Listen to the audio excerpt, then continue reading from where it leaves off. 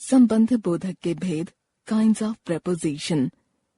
संबंध बोधक अव्यय अर्थ बोध की दृष्टि से 10 प्रकार के होते हैं। कालवाचक, के पहले, के बाद, के आगे, के पीछे आदि। दिशावाचक, के आसपास, के पार, की ओर आदि। स्थानवाचक, के सामने, के निकट, के यहाँ आदि। कारणवाचक, के कारण, के मारे आदि। समतावाचक, के तुल्य, के समान, के योग्य, के जैसा आदि। हेतुवाचक, के द्वारा, के सिवा, के अतिरिक्त, के कारण आदि। साधनवाचक, के माध्यम, के हाथ, के द्वारा आदि। तुलनावाचक, की अपेक्षा, की तुलना में, के जैसे आदि। विरोधवाचक, के विपरीत, के विरुद्ध, के प्रतिकूल आदि। संगवाचक, के समान, के संग, के सिवा आदि। क्रिया विशेषण और संबंध बोधक में अंतर।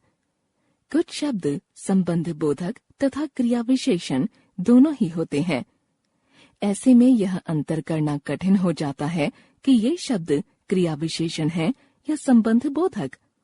इनकी पहचान के लिए इनके प्रयोग पर ध्यान देना चाहिए। यदि किसी अव्यय शब्द का प्रयोग क्रिया की विशेषता बताने के लिए होता है, तब वह शब्द क्रिया विशेषण होगा। परंतु यदि वही शब्द वाक्य में प्रयुक्त संज्ञा या सर्वनाम शब्दों के बीच आपस में संबंध बताने हेतु प्रयुक्त हुआ है, तो वह संबंध बोधक हो जाएगा। नीचे दिए उदाहरणों से समझिए। शब्द क्रिया विशेषण संबंध बोधक। बाहर, तुम बाहर जाओ, तुम इस कमरे से बाहर जाओ। ऊपर, बंदर ऊपर बैठा है, बंदर पेड़ के ऊपर बैठा है।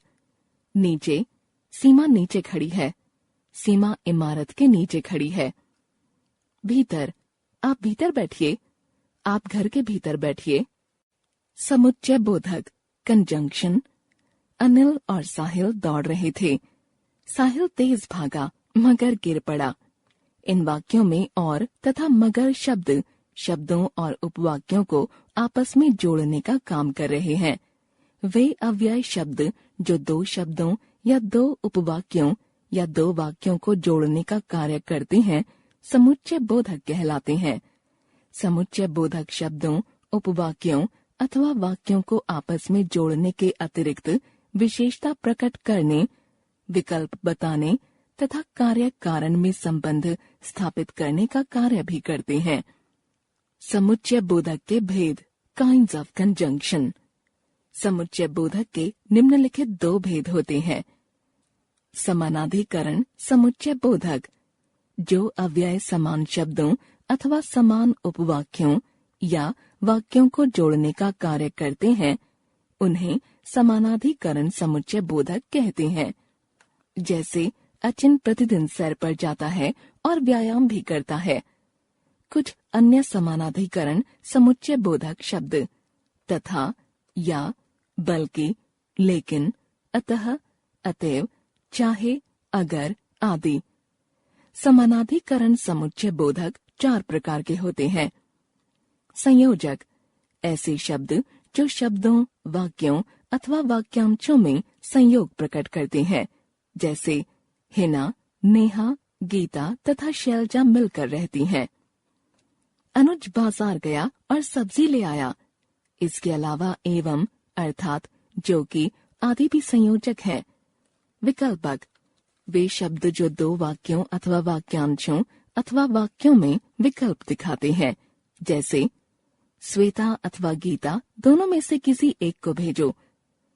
तुम्हें चाइनीज भोजन पसंद है या भारतीय? विरोध सूचक, जो शब्द प्रथम वाक्यांश में वर्णित अर्थ में विरोध दिखाते हैं। जैसे रामू ने बहुत कोशिश की लेकिन वह अमीर न बन सका। सुमंत केवल खेलकूद में ही नहीं बल्कि पढ़ाई में भी तेज है।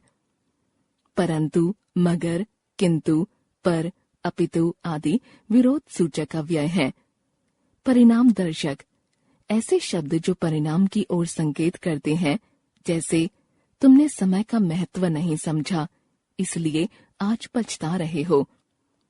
कुंतल ने पढ़ाई में खूब मेहनत की ताकि वह अच्छे अंकों से पास हो सके। तुम सुधर जाओ अथवा पछताना पड़ेगा। नहीं तो, अतः, वरना, ताकि आदि भी परिणामवाचक शब्द हैं। व्यधिकरण समुच्चय बोधक, ऐसे अव्यय शब्द जिनके द्वारा एक प्रधान वाक्य में एक अथवा एक से अधिक आश्रित वाक्य जोड़े जाते हैं, जैसे यदि तुम चाहते तो कल ही आ जाते। कुछ अन्य व्यधिकरण समुच्चय बोधक शब्द ताकि, चूंकि, इसलिए, हालांकि, फिर भी, यद्यपि, तथापि, मानो, जैसा कि, आदि।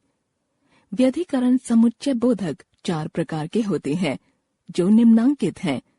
कारणवाचक, जिस समुच्चय बोधक शब्द द्वारा वाक्यों में कार्य के कारण का बोध हो, वह कारणवाचक कहलाता है। जैसे, चूंकि सीमा बीमार थी इसलिए विद्यालय नहीं गई। चूंकि तुमने पहली बार झूठ बोला है अतः तुम्हें माफ करता हूँ।